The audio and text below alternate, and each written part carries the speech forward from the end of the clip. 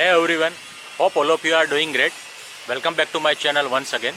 So today's video is about one prominent issue that I observe in Royal Enfield Twin 650, precisely Interceptor and GT 650, which are manufactured before 2023. So the issue is there are many reported complaints about a transmission failure in Twin 650, Interceptor as well as the GT. So basically third or fourth gear are getting some damage, and due to that customers have to replace whole transmission. So no doubt RE is doing it under a warranty, and many people might be having a extended warranty also. But this issue is very prominent one in many bikes, and personally I have observed it in 4 to 5 bike in my group itself. So I thought to make one video on this, and in this video we will be discussing what might be the culprit behind this issue, and what could be the corrective measure to cater this issue. So without wasting time, let's get it started. So Royal Enfield never acknowledged this issue, or they never recall any vehicle for this particular issue. So I hope it may not be the universal issue, but might be limited to certain batch of motorcycles only. Now if a issue is related to poor QC, right, quality control of that particular part, either a third or a fourth gear of transmission, then we can't do anything. We can just wait for our turn, and then we can do the replacement of transmission. But we can definitely do something to improve this situation. So I have observed something, and that I will be sharing with you also. So you can follow those simple instructions, simple steps, and you can improve the longevity of your transmission. So without wasting time, let's get it started. So the very first thing is clutch cable pre-play. So generally other manufacturers, what they recommend the distance or a pre-play gap between this ball. So this is a 0 position, and then after whenever you are pressing it, right, so you can see this is the gap. So other manufacturers are recommending this gap, but with the Royal Enfield they have recommended this gap. Here you can see, right. So they have recommended 2 to 3 mm of gap should be there whenever you are adjusting a pre-play of clutch. So I have found 2 mm gap is one of the best parameter, because it makes the clutch smooth, as well as your transmission will engage without any false neutral or without any false gearing. So as per my recommendation, you should maintain 2 mm gap. So here you can see that I have maintained 2 mm gap. So let me show it to you. So this is the 2 mm gap that I have kept. Now the clutch adjustment is a very crucial part, because clutch is the thing that is connecting your drive wheel and your engine, right, means transmission and engine.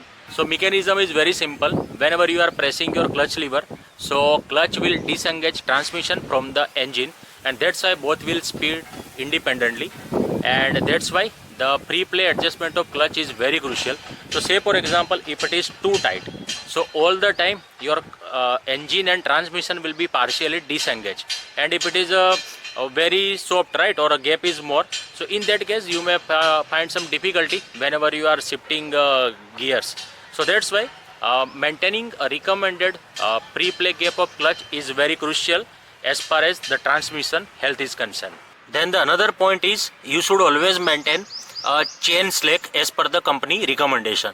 Now this is not the active parameter, but it is a passive parameter, so that will affect your health of the transmission. So company has recommended a 20 to 30 mm chain slack gap for healthy chain movement and longer life of your chain sprocket. So what you can do, if you are riding a solo with a moderate luggage, then you can keep a 25 mm chain slack, and if you are riding with a pillion, right, and with a moderate or heavy luggage, then you can keep it close to 30 mm. So 28, 29 would be fine. So always maintain a chain slack pre-play recommended by the manufacturer. So here what happen, if chain slack is too tight, right, so it will produce some pressure on the final drive gear, and the drive gear is attached to the transmission passively. So in that case, the very tight chain slack can damage your transmission. And the third thing, whenever you are adjusting preload of your rear suspension, right? So generally by adjusting preload you are increasing or decreasing the height of your motorcycle. So in that case it will passively affect the chain slack pre-play. So whenever you are doing or adjusting preload, ensure your chain slack is within the factory specification itself. So these are the few basic steps. By following those instructions you can improve the health of your transmission. But we can always have alternatives also. So always you can get a better engine oil, because whatever engine oil we are getting at ASC, right, authorized workshop, so it is not of that good quality. So always you can go for a better oil as well as a oil additive. So mostly I will recommend Motul 7100 because it is a very value for money oil. And for additive my vote goes to Polytron. You can add 50 to 100 ml of additive in engine oil itself, and it will make your transmission very smooth, and even it will reduce engine heating also. Then you should master engine braking also, because generally what happen, we watch many YouTube videos, right, and there is a tutorial about engine braking, and we try to implement it.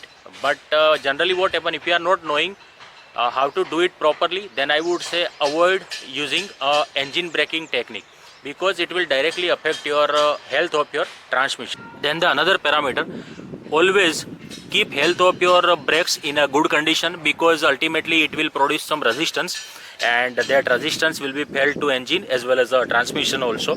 And the last thing, always keep your chain well lubricated. So smooth rolling of chain will reduce unwanted impact on transmission. And the last point, do not drag or accelerate fast, because this engine is not made for that purpose. It is a SOSC mill, right?